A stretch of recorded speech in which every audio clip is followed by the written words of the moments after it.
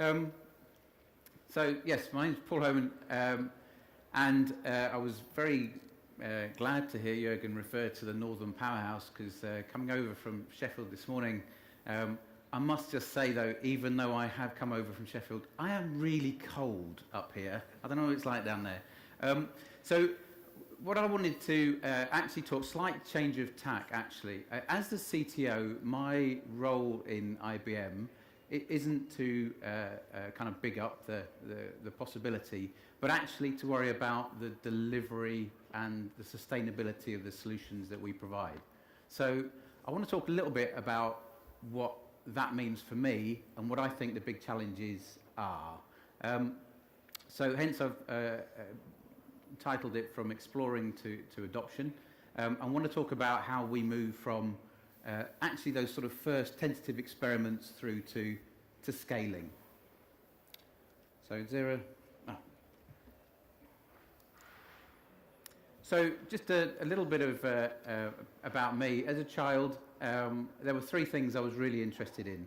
One was nature, one was machines, especially excavators, as all kids are, and explorers. And whilst I could talk about biomimicry or robots and collaborative robots, etc., those sorts of things, which are some of the intersections, there's a little area there that I want to kind of reference out, which is the interplay between industrial machinery and explorers. And there's quite a book that was written 90 years ago, and I'm going to use it as a bit of a theme and reference in some of the lessons when we look back about what we're looking at today. And that book was written by Maurice Holland 90 years ago, called Industrial Explorers, and hopefully you'll see why I use that as a reference point. There's also a small quote there from a Robert Browning poem, which the part there goes, "A man's reach should exceed his grasp," or "What's a heaven for?" And the idea behind that particular quote, and is used with a lot of explorers, is actually that you should be reaching slightly further than you're comfortable for in order to be able to achieve what may seem impossible today, but will be tomorrow's reality. So, Industry 4. What it currently exceeds in this room our grasp? What is slightly beyond what we're trying to reach? And I've put a few terms up, and I could have put many, many more, but the idea was to kind of just put some things up there. And I'm sure some of these are seen as enablers, some of them are seen as issues. Is it some of those that we see we struggle with, or is it actually the totality of those, the sum of them, if you will? And then the next question is, do we believe that's beyond everybody's grasp? Well, some of the stories we're hearing, clearly not. Some people are starting to actually be able to take advantage of some of these things. And what I've put up here is a very, very simple value stream for manufacturing. You know, you think of an idea, you design it, fabricate it, assemble it, and then test and commission it. And we've heard the term digital twin quite a few times.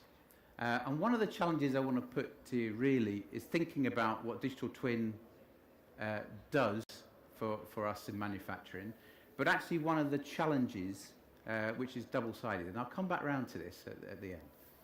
And the point I'm making is we get the idea of a digital twin, a digital copy of the physical product that we make, going end-to-end through the entire project lifecycle.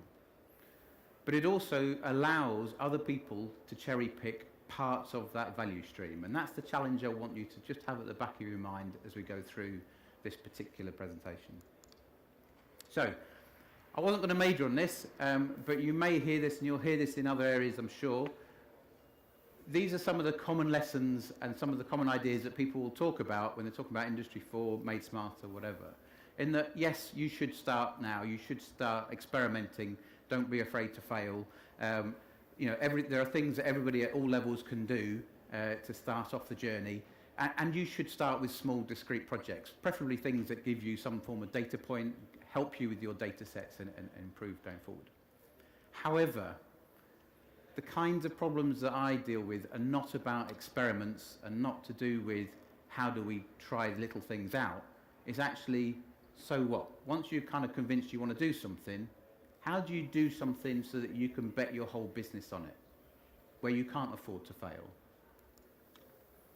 So coming back to that book that I mentioned by Maurice Holland, The Industrial Explorers, you can take great heart from the fact that of the 19 organisations that are listed in that book from 90 years ago, 78% of them are still in existence. Now contrast that with only 60 years ago, only 12% of Fortune 500 companies listed 60 years ago still exist. So clearly you could infer that those companies are doing something right. Now what were they doing? Why were they in that book? They were researchers, they had lots of areas they were trying to innovate, and they were trying to bring new practices and processes in the way they made things and what they made into their organisations. Now, was it about the technologies? Well, actually, I've read what's in the book, and I can assure you, no, there are some quite rubbish ideas in there. But it was the fact that actually what they were doing was having a cultural change. You know, they were willing to invest in looking forward, most definitely. But there was also something else in there, which is where I come in from. And that is, and this will be no surprise to anyone that knows me, that they had an underpinning architecture that allowed them to take those ideas from that, just an invention in the research lab, and scale it into their business. Now, I've spent 30 years, so it's not many different from Lucas, in this space, and I have condensed those entire 30 years of kicking architectural tires, trying to make things work, sorting out problems at scale, into just 3 words.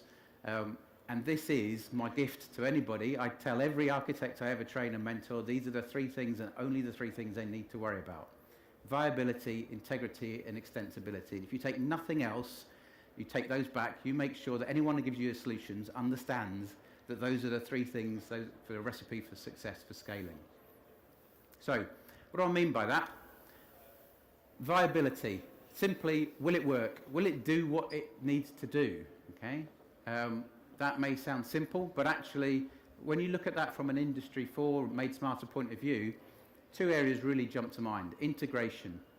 Integration is not about plugging together technology. We can do that. That's not an issue. Integration is about making sure that the data within those things that you plug together play nice. Okay? Think about it like different paints. If you start mixing those up, you don't just want a big brown muddy puddle like you used to create at kindergarten if you mix everything together. It has to be compatible. It has to work together. So integration is absolutely vital. And location. And this is often forgotten and is very, very relevant in a manufacturing environment and wonderfully trivial. The thing about location, and we all like the idea that we can sort of, potentially know exactly where somebody is in a shop floor. We could know where an autonomous vehicle is in relation to them. We can, all this kind of stuff, high fidelity mapping, wonderful. And we think about that on a phone, and you could walk outside here up and down the street, and, we kind of easy to make that assumption. However, your phone assumes you're at ground level and not somewhere flying in the air. It also assumes you're near somewhere you're allowed to go, a pathway or a road and stuff like that. And so it's approximating. And of course, it's outside. Now, most manufacturing occurs inside. There are large lumps of metal around, large lumps of concrete. Sometimes it's underground, confined spaces, etc. And the fidelity you need to make sure that a person and a forklift truck don't cross over obviously has to be very, very high. So location and sensors and the ability to be able to worry about location in your viability is a very, very key point, and often not overlooked. Integrity. Integrity in any solution really means, will it do any harm? Will it do any damage to the stuff that's already in there? So when you put something new in, can you ensure the integrity of the processes? Can you ensure the integrity of the data? And as well as that, within Industry 4, it's also about the security of it. When you open stuff up, you need to know basically who's accessing it and how. One of the key points, though, on top of that is, when you do this, you will create a lot of data. So there's a lot more than you can just normally handle. So how do you actually make sure you can make use of all of that? And that's part of the integrity as well. To make sure that you can exploit it correctly means that you have to have layers on top that can do that kind of analytics. And the third part around extensibility, and I'm going to use this as a framework as we go through some examples, is really around platform.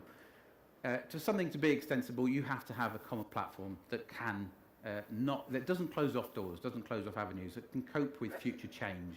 That's true of anybody. If you make any complex product, you'll understand that concept. And the third part, and we've heard this a few times already today, and it's become a pervasive term, is ecosystems. Now, what I mean by ecosystem isn't just a random collection of people coming together and basically having to transact.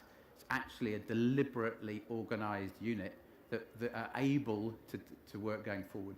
And an ecosystem has to be able to swap in and out different partners as it goes along.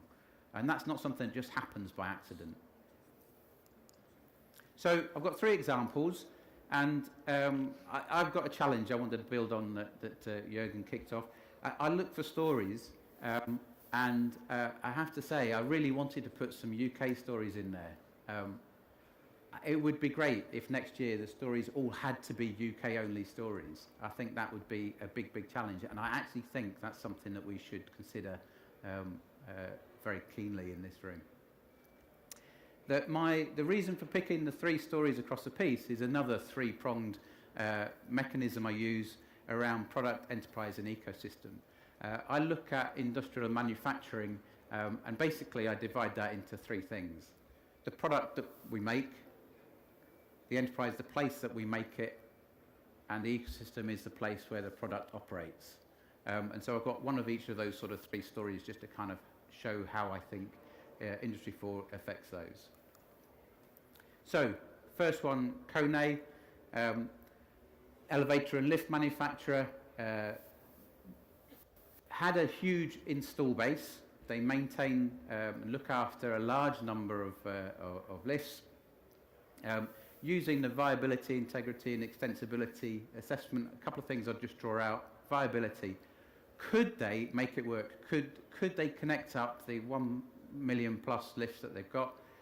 Yes, that was a test. We had to go out and kind of do all that. Absolutely, that was the integration element in a 6-month period.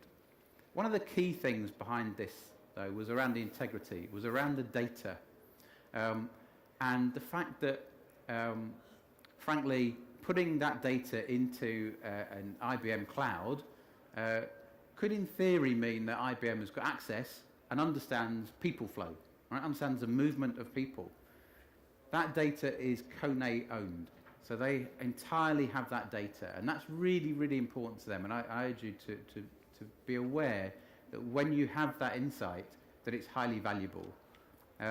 Understanding your information and the insights of that information that you have with it is key to these services going forward. And talking of services, the last part, just as an example around extensibility, one of the things that Kone were keen to do was actually to build this developer ecosystem so other people could use their platform. And there's a cab hailing firm that have built an API service so that when you come into your apartment, in the US this happens to be, and you press for a lift to go down to the ground floor, at the same time there's a cab hailed and waiting for you as you get outside on the ground floor, or street level, or whatever they call it in the US. So a second one, and apologies I couldn't refer to the individuals, but this is an automotive company that was taking 150,000 photographs a day in order to look at paint scratches and blemishes. And using the viability, integrity and extensibility points here, the key thing about the integrity that we wanted to look at was, could you repurpose that same data and use it for something else? In this case, actually checking doing visual inspection on a task that was performed to check whether or not certain things were performed in the right way, certain tasks were completed. And by performing testing out the viability was, could we get to a greater than 95% accuracy of that visual inspection? So that was tested in a small amount and then scaled. And the point about the scaling is it took 3.5 days to train up that capability for that use case. Now that's really important because that's it's at least 14 days normally for a new use case. That 3.5 days per use case means it suddenly becomes viable to being able to add more and more use cases on the same data and extend it across the entire shop floor and more operations. And so the last case I wanted to reference was Maersk, whereby there was a lot of different parties are involved chain. And I think this is quite relevant because it was about having some form of neutral access that everybody could kind of get to go in. So this was, they wanted to produce a blockchain proof of concept based on an open and neutral platform that had trusted data in it and that actually was based on this sort of idea of smart contracts. That has now been produced and subject to regulatory review is a joint venture that we've gone into Maersk with that has a whole series of parties signed up and that provides that kind of element of extensibility.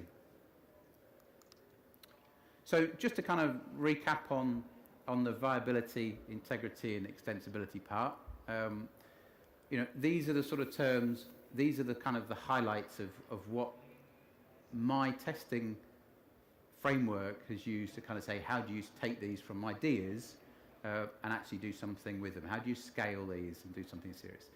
And I won't read them through the whole things all over again, but just to kind of pick a couple, you know, connectivity is key. You know, that connectivity was key in an aftermarket situation. So that was, in other words, something that was an existing install base.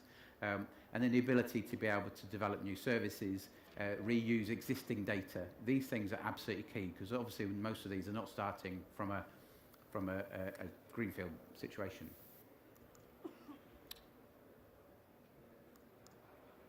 So, one thing I said I'd come back to was that point about the digital twin. So this is a chart that I've taken from CB Insights, deliberately full at one end. It's what it is over the last 9 years or so is a chart of what are called unicorns. And apologies if you're not familiar with that or you dislike the term, but essentially these are startups that have gone to $1 billion or more in valuation. And 9 years ago, there were, you know, virtually none. And you can see nowadays, and it only goes up until last year, there's a lot. And you'll recognise the Airbnbs and the Spotifys and the Ubers early on, but there's many, many more there. And one of the things that these organisations have in common is that they have been able to find something digital that actually has challenged their individual markets.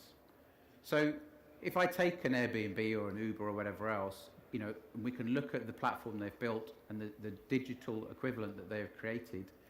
That digital twin concept, for me, is not a million miles away. There is a potential unicorn sitting somewhere who can own just the digital twin copy and never touch metal.